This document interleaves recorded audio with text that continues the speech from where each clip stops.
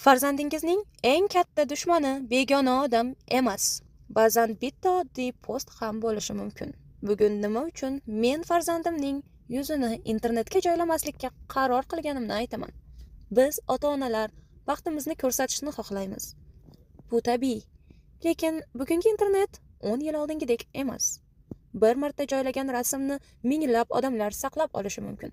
Sun'iy intellekt uni o'zgartirishi, boshqa joylarga ishlatishi yoki yillar davomida internetda saqlab qolishi mumkin.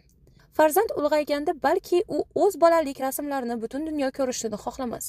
Farzandimizni himoya qilish faqat ovqatlantirish yoki kiyintirish emas, uning raqamli hayotini ham himoya qilish bizning vazifamiz. Farzandingiz yaxshi ko'rsangiz, uning kelajagini ham himoya qiling. Balki bugundan boshlab yuzini ommaga ko'rsatmaslikni tanlarsiz. Agar bu fikr siz uchun muhim bo'lsa, videoni yaqinlaringiz bilan ulashing. Balki shu orqali yana bir bolaning shaxsiy hayoti himoya qilinar.